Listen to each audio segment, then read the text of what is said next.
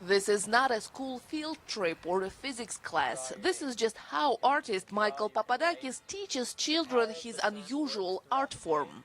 The way you draw with the sun is you harness power by using a magnifying glass, and you raise it above a piece of wood, and the sun shines into the magnifying glass and creates so much energy. It starts a fire, and the fire burns the stuff on the wood. It still can be dangerous, so that's why you need to wear these special glasses, because if you don't, it's kind of like just staring directly at the sun.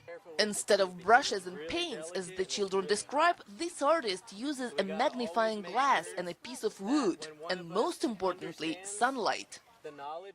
While traveling in Asia in 2012, Michael realized he was tired of taking bulky art supplies with him. The whole point was never to keep artwork for myself. I couldn't carry around a canvas.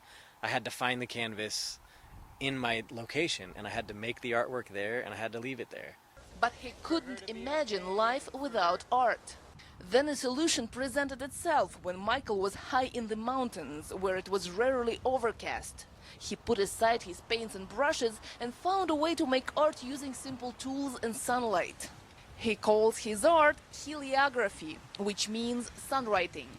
I always hated drawing with one hand. I always felt like creativity should be an ambidextrous thing. So you should be able to draw with your left just as well as with your right. So I got tired of holding one magnifying glass, so I made this piece so I could always have two hands. It's got more stability.